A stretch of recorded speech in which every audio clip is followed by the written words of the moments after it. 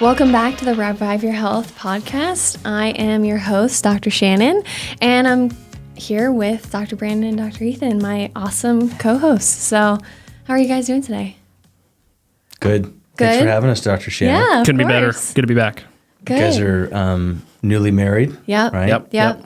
How was the wedding? How was the honeymoon? It was amazing. I mean, Yeah? it's pretty good. Yeah. So, Well, last time we talked on the podcast, you guys weren't married yet, but now yes, you're married. it was the week before our wedding. That's Yep. cool. Yep. So, yeah. Yep. It was, Fresh back from Mexico, brought the mustache with me. Yes, I know. She asked me to have it, so I That's why you did. guys I are was sitting like- next to each other this time. right. I was like, Yeah, you know what? that's They're true. married now. I'll sit on the other side. Yep. Yeah, Yep. exactly. Absolutely. No, but it was amazing. But we're happy to be back and just kind of getting back into routine and not having to stress about planning a wedding anymore, right? Love it. Yeah. Love it. Oh, Yeah. yeah. Wedding planning. Now. I'm done hearing about that. So. I know.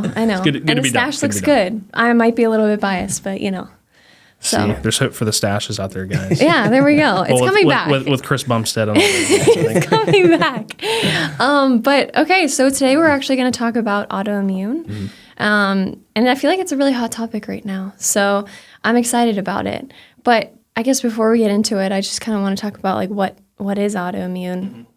And autoimmune is the autoreactive lymphocytes that, basically attack each other and everything that's supposed to keep them at bay fail, which in layman's terms is just like the immune system begins to attack itself.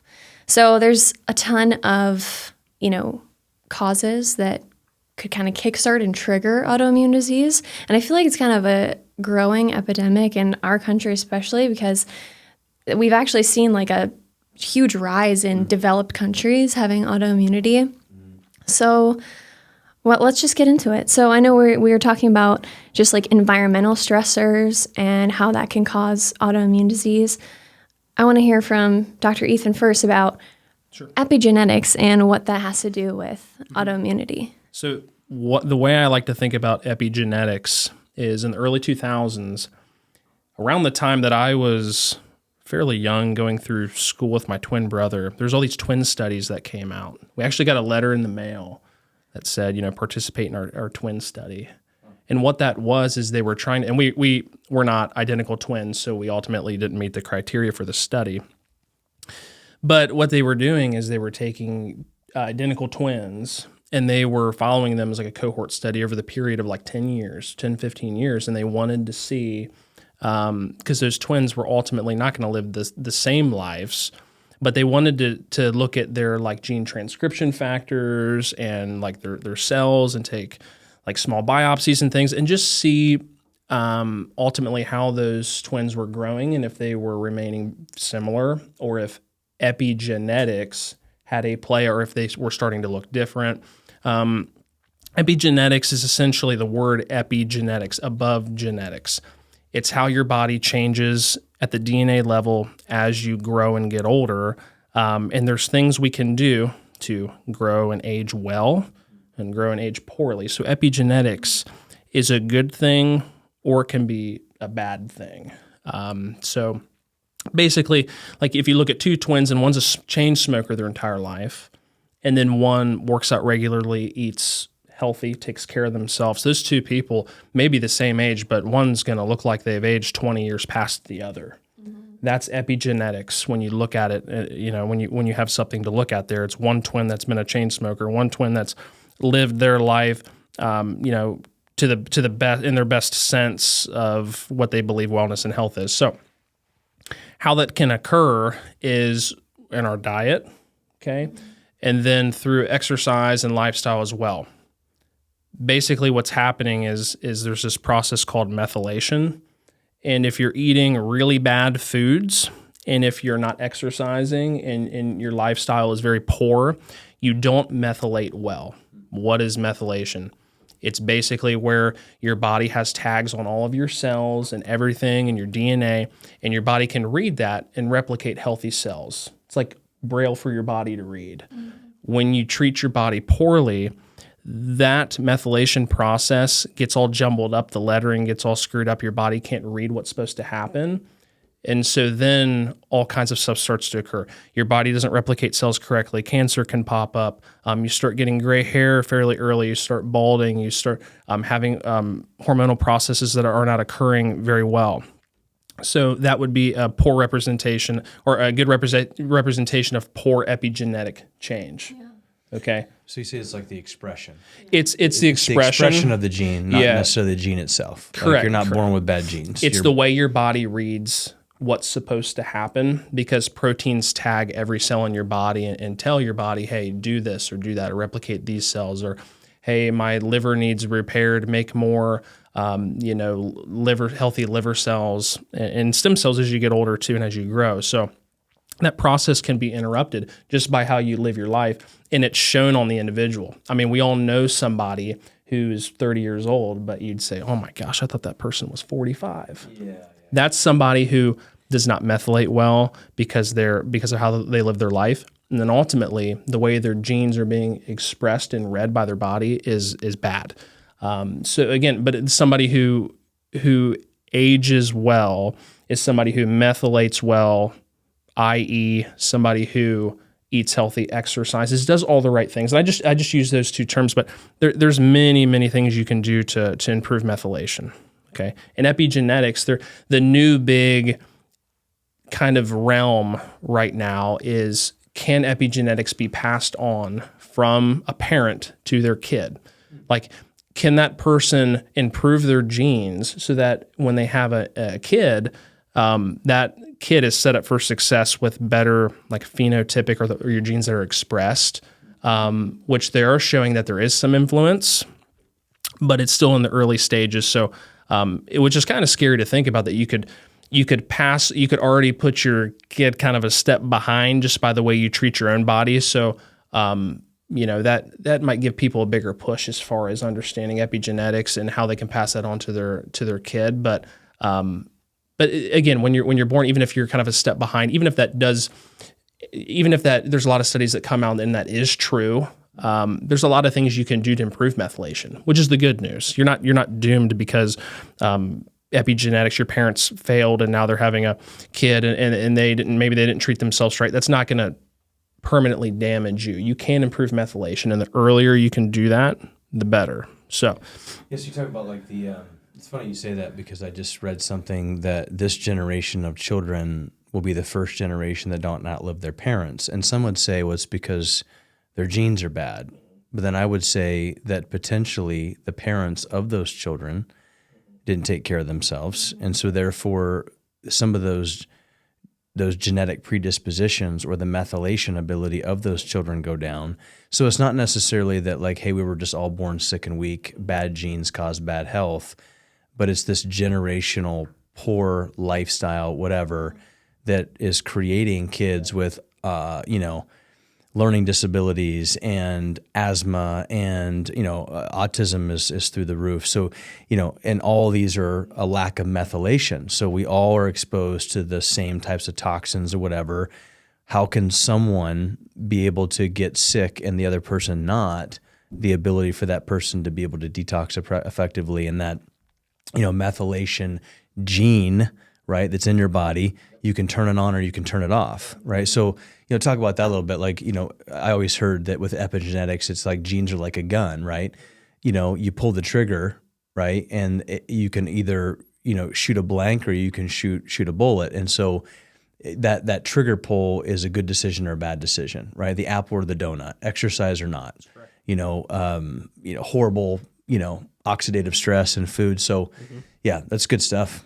Yeah, a couple of the genes off the top of my head, that like the BRCA1 gene or a K. There's a whole list of 30 of them, and to most people, those genes aren't going to mean much. To us, I mean, we understand, but you can alter all of those, and you can turn certain genes off and certain genes on and off. And I don't think people really understand that.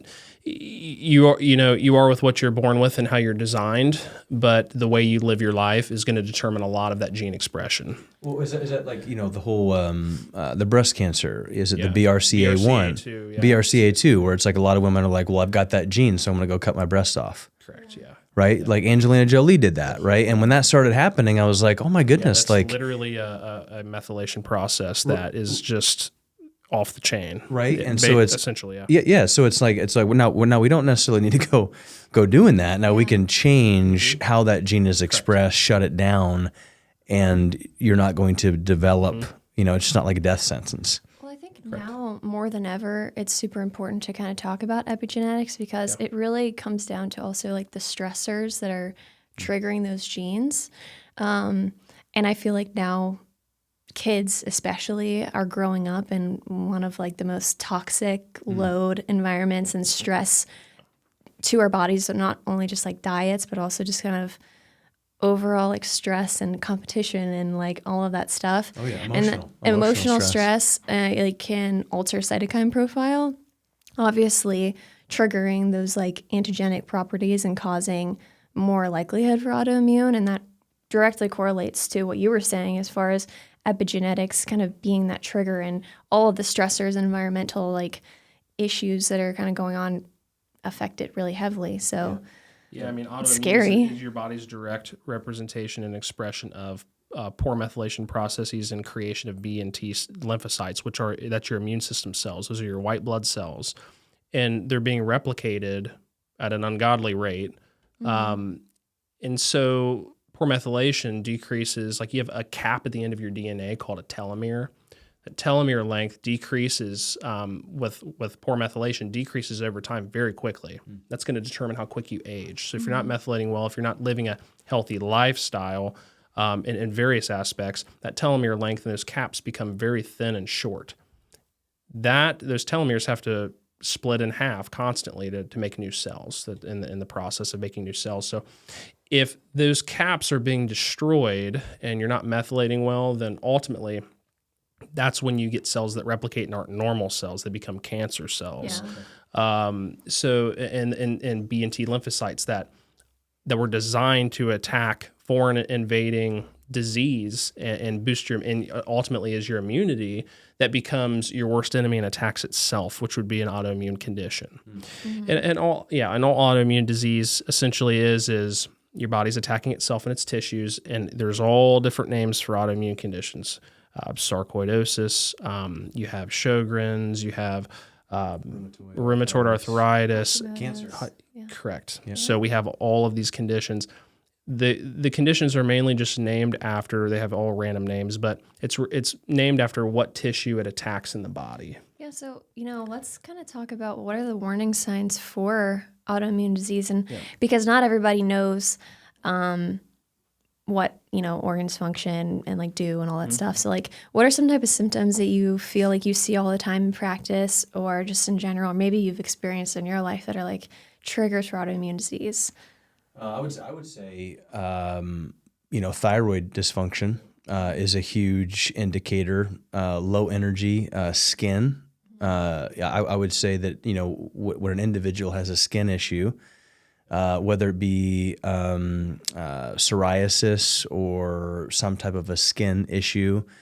We've got a dermatologist that's out there to, put every single type of cortisone cream on that. But really the skin is the main or the biggest detoxification organ in the body. And so if you've got unhealthy skin, that's an issue that you're not detoxifying properly. Teeth, energy, hair falling out, gut dysfunction. Like, we'll talk about this a little bit later in the show when it comes to nutrition, but the gut is a huge problem. So just not effective bowel movements, or I have too many bowel movements, or I don't have any bowel movements at all. Like your poop, is kind of a great resource to look at and say, man, that don't look normal. Well, if your poop's not normal, then your body is not breaking down nutrients effectively. So those are just some of the things that I see. I mean, you guys can add into. Yeah, I would agree with that. I think you touched on a decent amount, like that fatigue associated with thyroid issues and like that brain fog that I feel like almost every woman in their like 30s through 50s kind of talk about. And it's just like, I think, those are warning signs. And then kind of going back to some of the genetics, like we use genetics as like a crutch, right? Like I think I just, It frustrates me so bad because yes, genetics do play a role, but they're not your they're not your death sentence. So you're 40 years old and you wake up one day and all of a sudden, boom, my thyroid sucks, my hair's falling out, I can't lose weight, my skin's horrible, I've lost my sex drive. Oh, I just turned 40. What you're saying is that it has nothing to do with 40. You were sick at 20, correct, but you just never ever were able to detoxify properly. And so the warning signs that we see nowadays, especially over the last, I would say over the last 5 years in practice, it's tripled because of the amount of stress, because of, just the amount of emotional stress that they put on an individual. And then when you're emotionally stressed, you don't want to work out. You don't want to eat broccoli. Right, you choose the donut over the apple when you're stressed. Let's be honest. We're spending way too much time in front of the TV. We're not getting outside. We're not getting proper sunlight. I mean, we talked about that, with the sleep workshop. I mean, it is really difficult to get sunlight nowadays, right? I mean, and it's going to be even more difficult in Ohio because it's like, so you got to really work to be able to do the things that are going to be necessary to begin to change this expression of that. And you better watch it because in the medical community, they ride the gene train. And people love to, I guess, seek out people that will agree with what they're thinking, right? Like, I'm sick, I'm overweight because of my genes. I have this because of my genes. Oh, great. Well, I can't control that. Yep. So take this. No. That's just passive coping. Well, yeah. Yes. It's, yes. Like you said, it's the gene crutch, right? Right. Obesity is genetic. It's my genetics. Yeah. But this is the rough thing about what we do. Yeah. And also the thing that I love is that, listen, you have a choice. You can change these things. Skin problems, gut problems, thyroid problems, cancer.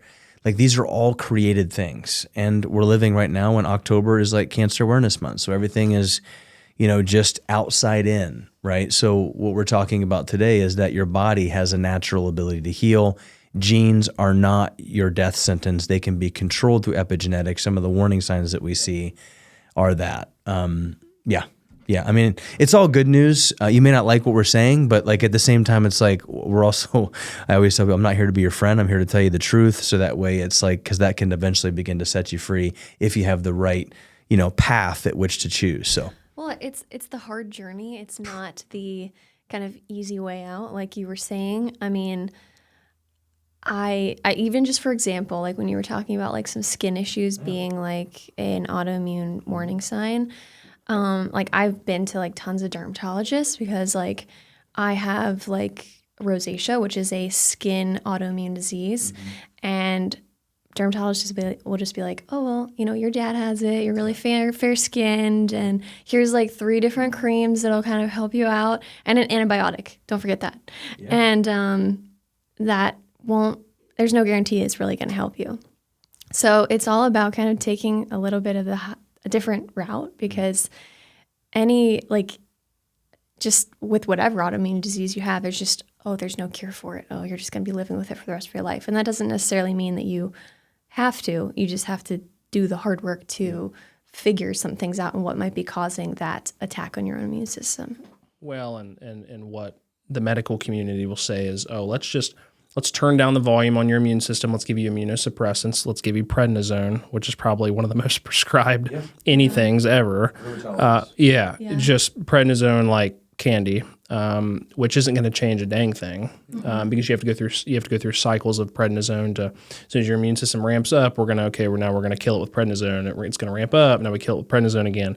And the systemic effects of prednisone outweighs the systemic effects of autoimmune. And I mean, really all you have to focus on is improving your methylation, improving, certain habits and things in your life, and you can start to make huge changes. I don't think people understand that. So yeah, I don't even think we really, when you talk about the warning signs of it, but this is good too, because we got a foundation, right? Like, autoimmune is not genetic per se. It's a methylation issue, which is caused by environmental and stresses that which we have control over. The warning signs, but one of the biggest warning things I say we see as a chiropractor is just achy and inflamed joints. Yeah, like my knees are falling apart. How do I have degeneration of my spine? Well, there's an inflammatory process that happens within your body, and in our office, when they come in, we talk about nutrition, we talk about detoxification. Hey, come to 5 Essentials class, learn how to eat, learn how to take proper supplementation, learn how to change your lifestyle. Well, why would I want to do that? Like my back hurts. Well, your back hurts because yes, there are bones that are shifted, but yet you're basically putting that process 10x because of the inflammatory processes that are happening within your body.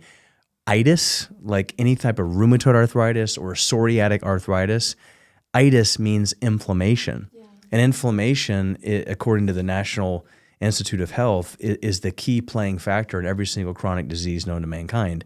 And inflammation is a methylation problem. It is so it all kind of comes back to how do we begin to do that process? So maybe now that we have a good idea what the warning signs are, like what autoimmune is, and like, okay, so it's not genetic.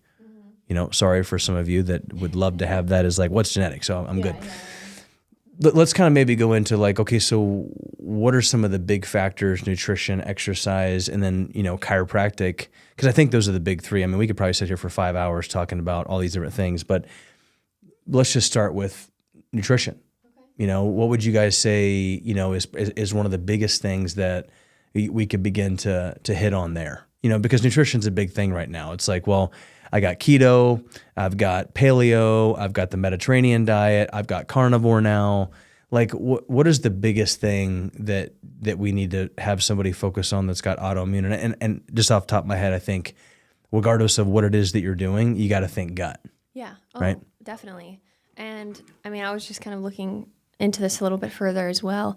And on top of all the factors that we talked about that can trigger autoimmunity, a lot of people just have that like typical standard American diet, right? And like yes, it is. And the additives in our food nowadays and like everything that's like in our food and just the toxins in the environment, but I'm going to focus a little bit more on food now. It can increase the like epithelial barrier and those tight junctions and ultimately cause that leaky gut syndrome that we hear all the time. And so like leaky gut can in turn kind of cause some of that autoimmune to be expressed. And how do we fix that? But the first step, I would say, definitely through nutrition. And what I've seen mostly is, yes, there's tons of things like all those diets out there that can help. And the biggest one right now is carnivore. So I'll touch a little bit on that in a moment. But research is actually saying starting with an elimination diet to kind of see what might be triggering the symptomatology.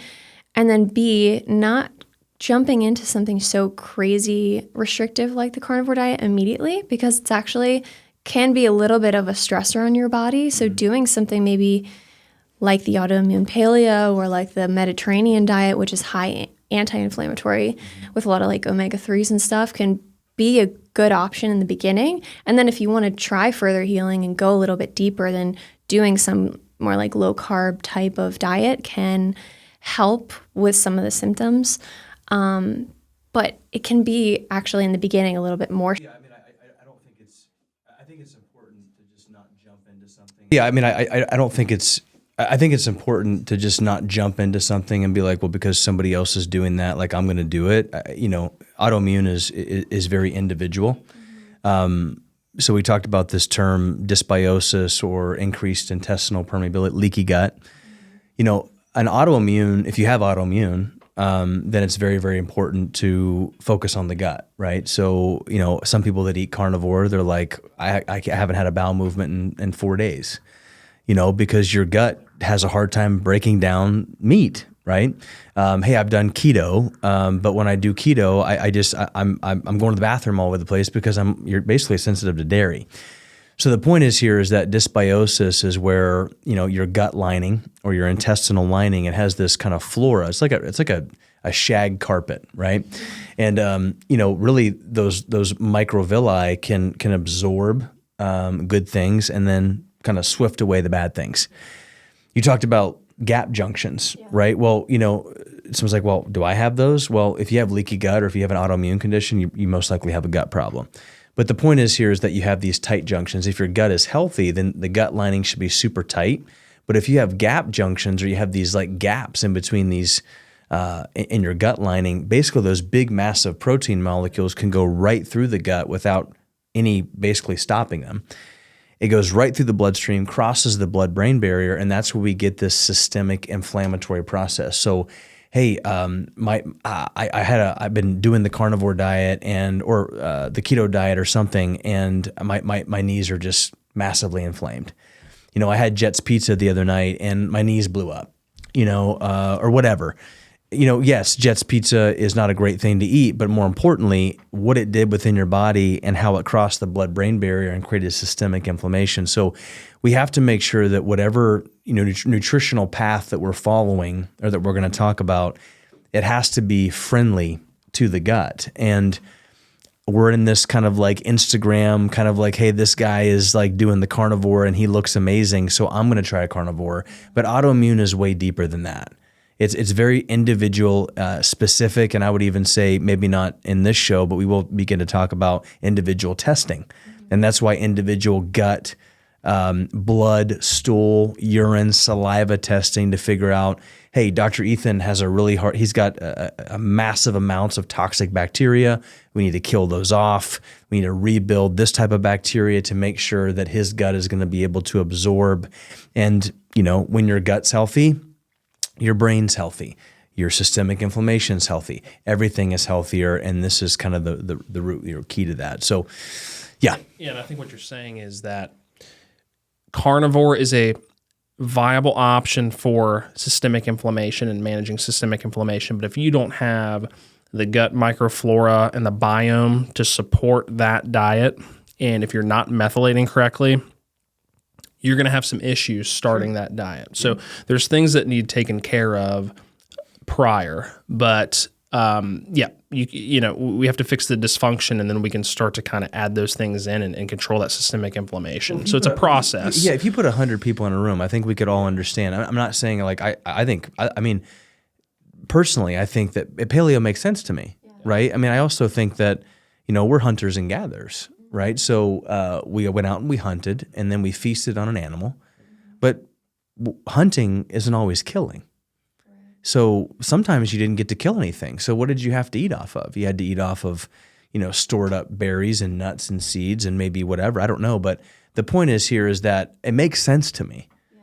I mean, keto makes sense to me, because it's all about blood sugar regulation, which you'll talk about. But the point is that if I put 100 people in a room, you'll talk. Not all people had great results on keto. Not all people had great results on carnivore, and it just so happens that the reason why those individuals didn't have great results is probably because they have gut dysfunction. Right. So, yep. And something I always find interesting is that my great grandparents, I always look to them because they were married for 74 years, and they mowed the grass past the age of 90. My grandfather just turned 80, and he was chopping wood. And which is, right? It's so cool. You look like a lumberjack over there, Dr. B. I love it. Representing my pops. There you go. Word to pops there. But something I always wondered was, oh my gosh, my great grandparents, their diet wasn't perfect, and they didn't do, their form of exercise was, I'm going to go mow the grass almost every day, and I'm going to move. I'm going to constantly move. But what they ate at the table didn't necessarily reflect perfect health, but their meal portions and sizes were controlled, and they did not overload on carbohydrate. And I think what people need to understand about like insulin, and we talk about diabetes and dysfunction in that realm, you have to be able to control your insulin levels on every cell in your body, and especially in your capillary bed and in your cardiovascular system. You have these receptors called age receptors, advanced glycolytic end product receptors, and those largely remain inactive.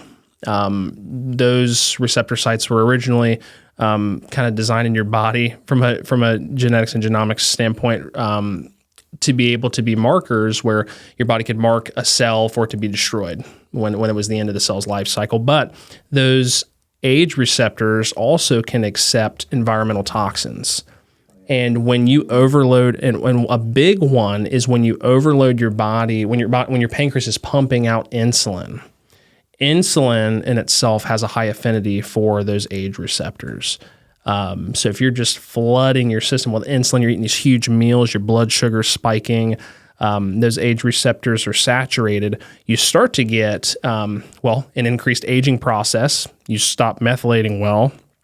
You start, again, aging, which is kind of a funny thing. It's advanced glycolytic end products, but it's also makes you look like you're aging. So age is for short.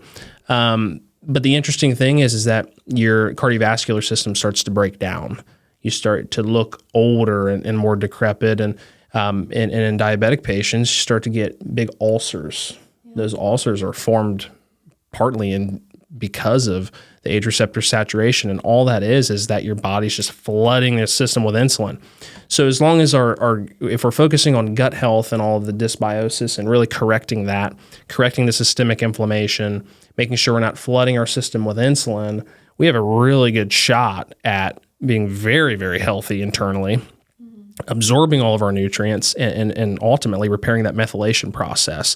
That's when healing starts to occur, when those several processes I mentioned are corrected and they start to actually reverse. You can correct all of that, but it's a real nasty stuff when it's off off on the loose there.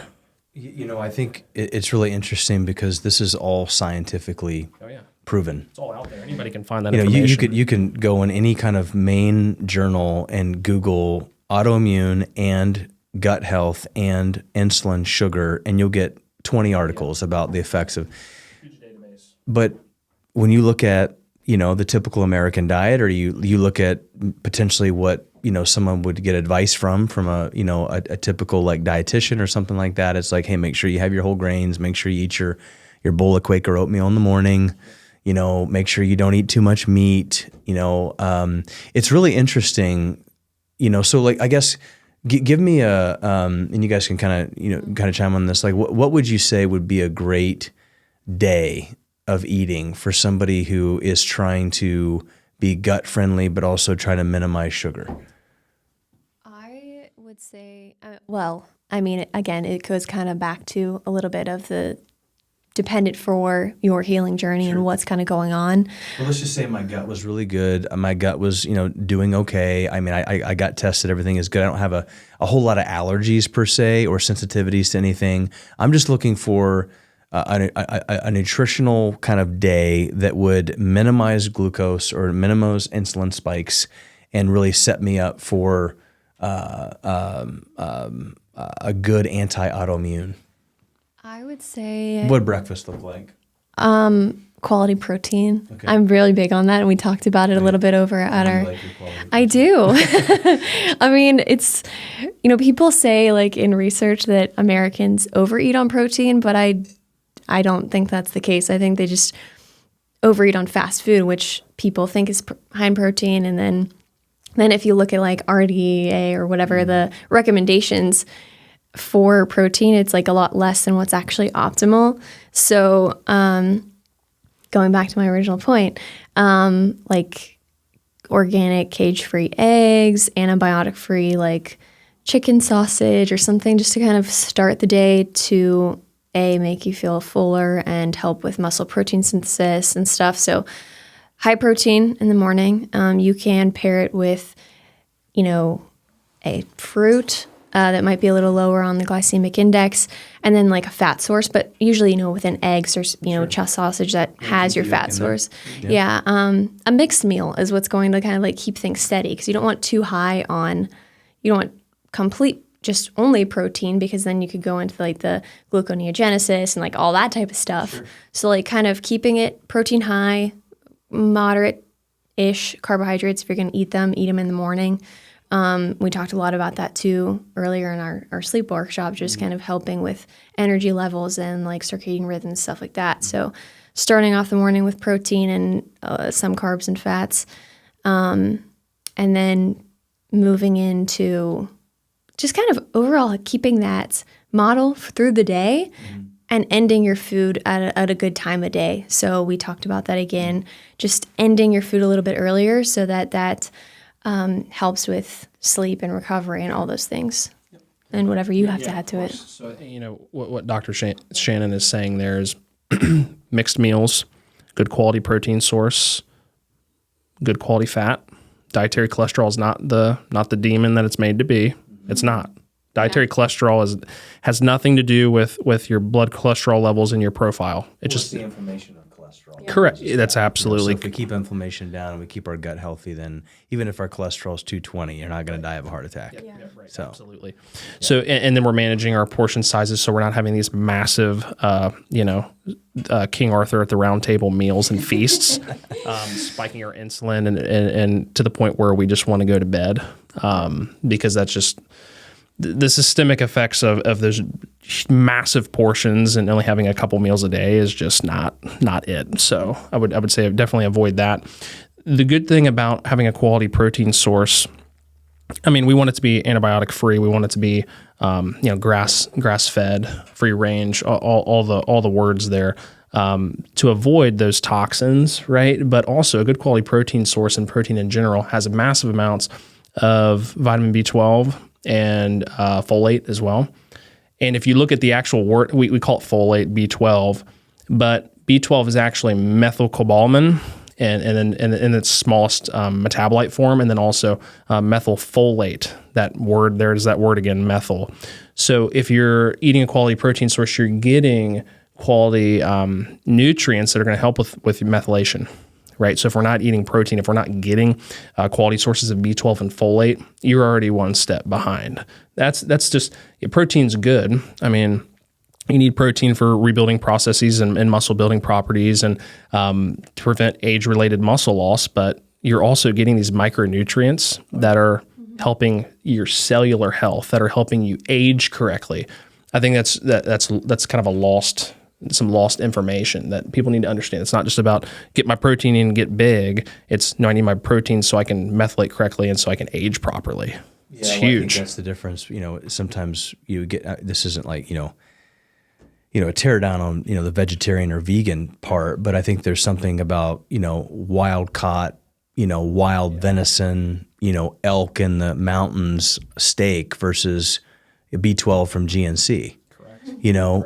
So living off of vegetables all day, which I don't believe that's what we're programmed to do, but there's something about what you just said about methylation and why it is that, individuals that are, eating a plant-based diet all the time, but not having good, healthy protein sources from a natural product versus your body's going to recognize that. Yeah, and you're getting a bunch of phytoestrogens, and phytoestrogens just, basically come from plants, and we need that.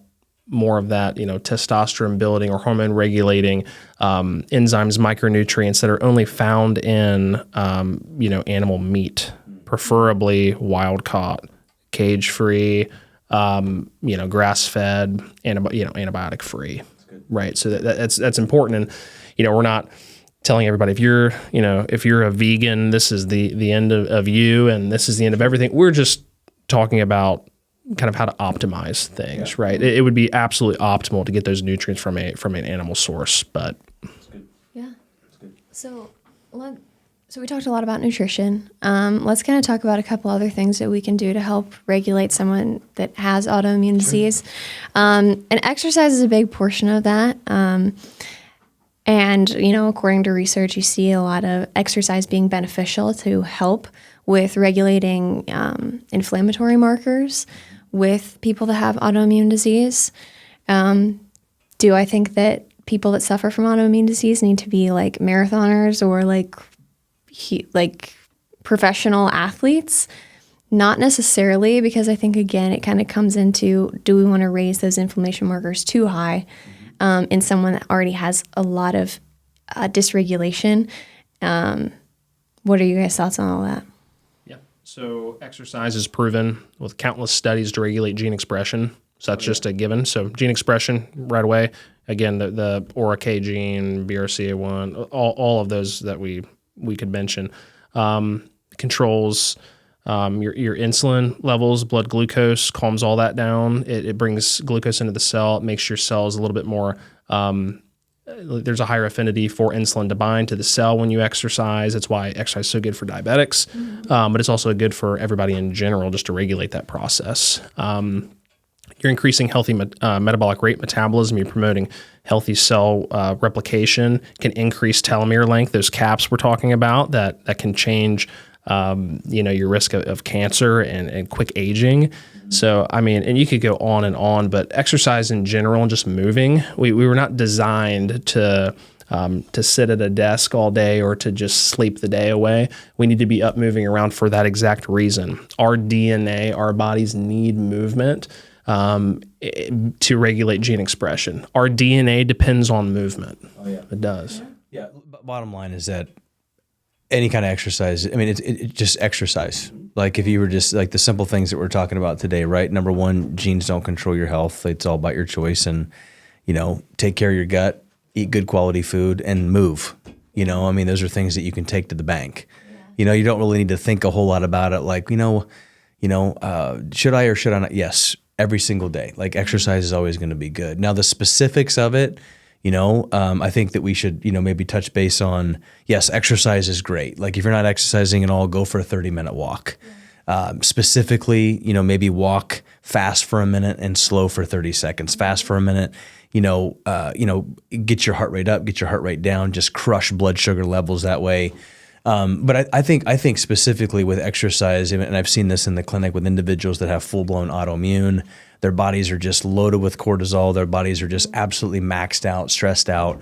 I don't know necessarily if it would be great for that female or that male to get up at 4:30 in the morning to be at the 5 a.m. CrossFit gym and to maximize and redline, fall on the ground and die type of exercise. Now, I was a world-class CrossFit athlete. I mean, I went to the CrossFit Games. Like, I'm not anti that. I'm just saying that could be bad for that individual, because now we're talking specifics on, what is that person's physiology going to need? And I think sometimes when you're in full-blown fight or flight autoimmune, you might just need to tone it down a little bit, right? So go to the gym, lift weights, but don't be afraid to take a break in between sets. I mean, more of a functional bodybuilding approach versus just max out, high intensity, fall on the ground and die. Yeah, I think for most people, just starting to do something, starting to reverse that process. And exercise is one component. There's a lot of other things that need to change. We've covered diet. We've covered, why that's important. But diet and exercise change the same process. That methylation, it all comes back to that methylation process, how your body's reading your DNA and expressing genes. And again, not overdoing the exercise, because too much of a good thing can be a bad thing, right? So just starting that process, starting to do those interval walks, starting to just move your body to start to reverse that process. I mean, you could be consistent a month. If you go from no movement, lying in bed or just sitting on the couch all day eating Cheeto Puffs to, I'm going to replace my Cheeto Puffs for healthier snack, and then I'm going to make sure that I'm getting up and I'm moving.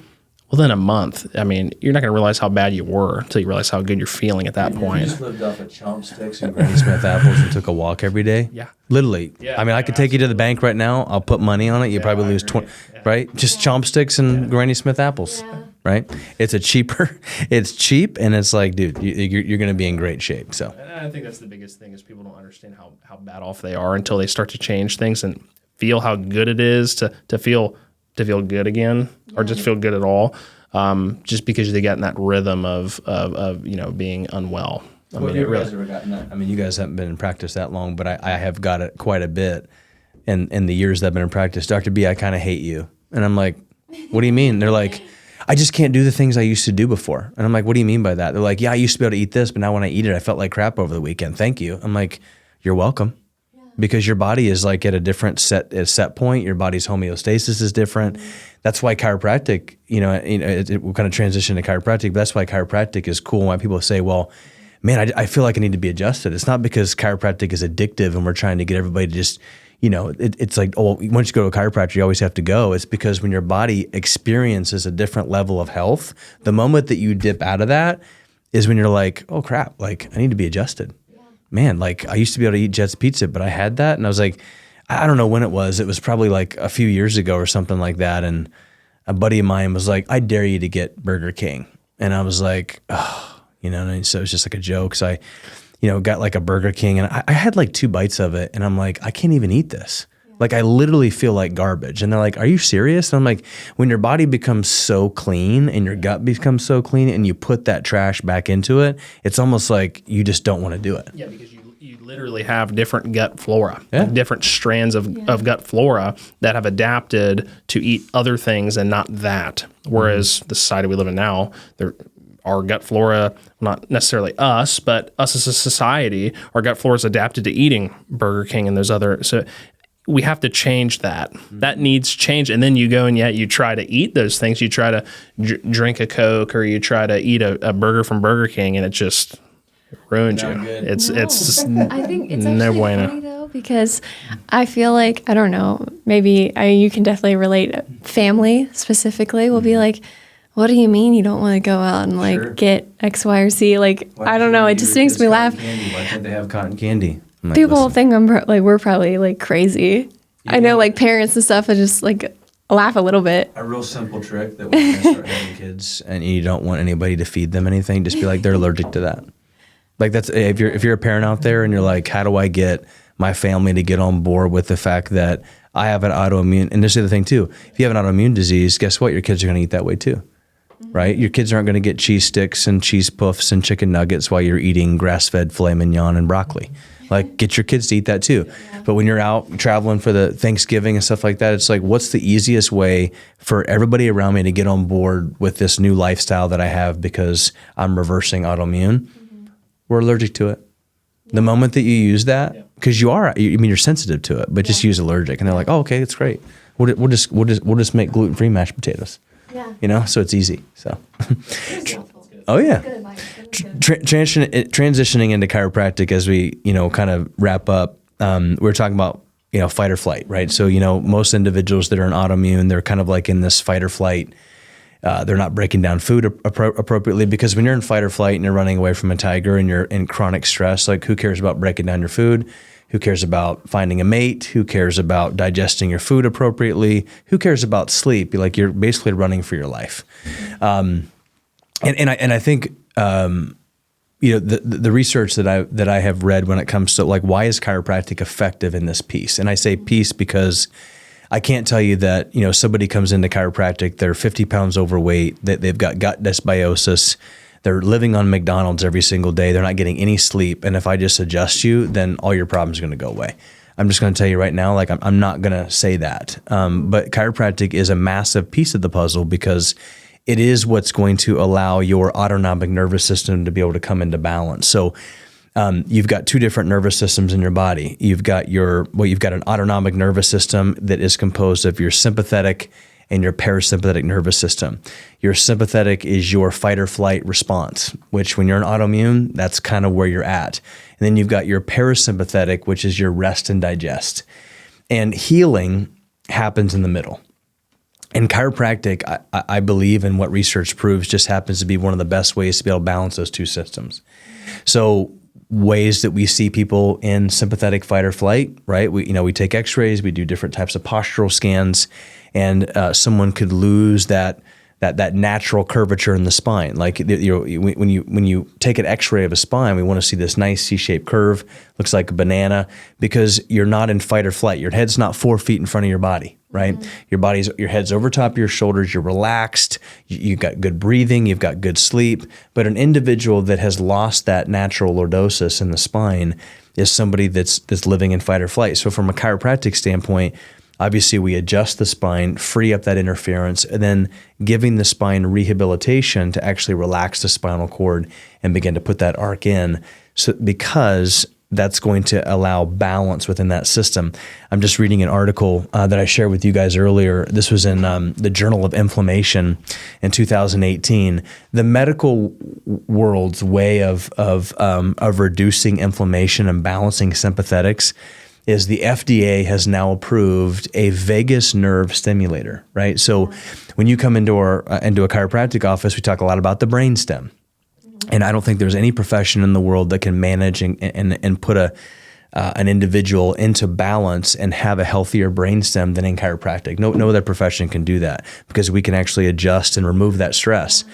But what they're doing is they're actually putting in vagal nerve stimulators at the base of individual skulls. And what they're finding is that when they stimulate this area of the spine, it actually decreases inflammation throughout the body. They're curing epilepsy, depression, rheumatoid arthritis, and gut problems. And what they're doing is they're actually putting in vagal nerve stimulators at the base of individual skulls. And what they're finding is that when they stimulate this area of the spine, it actually decreases inflammation throughout the body. They're curing epilepsy, depression, rheumatoid arthritis, and gut problems. I'm just here to tell you that that's what we do when we adjust you. Whenever you're interfered or you've got what we call subluxation, you're in fight or flight, we adjust that particular area and someone's like, man, I feel so much lighter. I feel so much better. And what that's doing is that's decreasing that inflammation load and it's taking you out of fight or flight and putting you into balance. And then when we do that, repetitively, and we restore those natural curvatures to the spine, and we combine that with good quality movement and exercises and learning how to fire your butt and hamstrings, for goodness sake, because nobody has a butt these days. Like they're just like that. We're just like in a no butt syndrome. It's like old man butt, right? And then it's like, everybody's eating, sugar and, cornflakes and whatever. Like we got to change that. And so, but the nervous system, you can be in fight or flight and have massive amounts of pressure in your brainstem, and your spine can be completely jacked up from a car accident, or maybe you were emotionally beaten as a child. I mean, all these different things that can cause the spine to shift. And then you have the best diet in the world, you have the best exercise program, and you have all these supplements, but yet the circuit breaker that controls everything else is still irritated. That's why chiropractic is so important. So. Yeah, and autoimmune in itself is dysregulation of that system, and autoimmune most certainly will, with systemic inflammation, will put you in a state of fight or flight internally. I mean, it just will.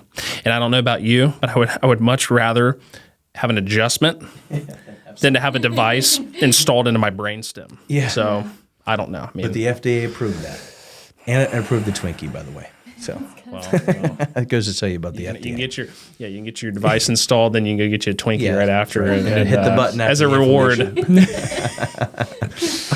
it's good. It's good. Man. So anything you guys have to add on chiropractic?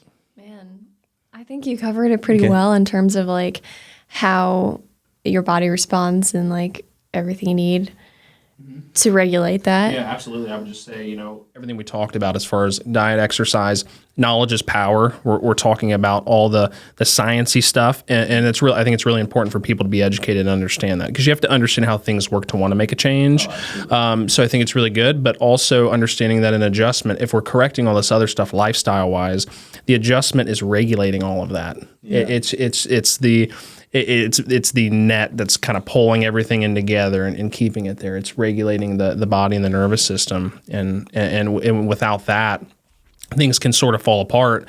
But most certainly, if we're trying to make changes and maybe there's still some areas we're lacking in, an adjustment can kind of help keep that at bay while we're wrangling in the rest of that. Well, it's like this amazing high performance engine with like the best tires and the best paint job, and like, man, the interior's sweet and the doors kind of like suicide up. But like the computer system is trash. Yeah, you accidentally put diesel in it, and it's just not. It's going to crawl. What you're thinking about here. I mean, when someone would be like, "Well, I don't need chiropractic. Like, I have an autoimmune condition, I have cancer, I have diabetes." That's why someone comes in the office. They're like, "Can you help with that?" Absolutely, because we're talking about the nervous system, which regulates everything that's going on. But you can have a Lamborghini, whatever. You can have the most awesome car in the world, best paint job, best tires, everything, but the computer system is broken, and that's where chiropractic kind of fills the gap with those things. And this is why, we love doing what we're doing, because we're chiropractors, but then people are like, well, I'm down 30 pounds. I don't have to have my CPAP machine anymore. I'm off my cholesterol medications. Oh yeah. My thyroid is normalized. And chiropractic was kind of the one of those pieces of the puzzle that allowed all that to happen. And you said knowledge is power. And I think we should just maybe close with that mindset is probably, at all the essentials that we talk about, if you don't believe that your body can heal, and you live the lies of, hey, it's your genetics, you can't change it, it's your family history, your mom had it, your dad had it, your grandpa had it, so guess what? Just live with it. Don't be a victim. Like that is the worst advice you could ever, and just, you got to make sure that you're surrounding yourself with people that are gonna help push you slowly up the hill in the right direction. And that's never an easy process. But what's even a worse process is getting to the end.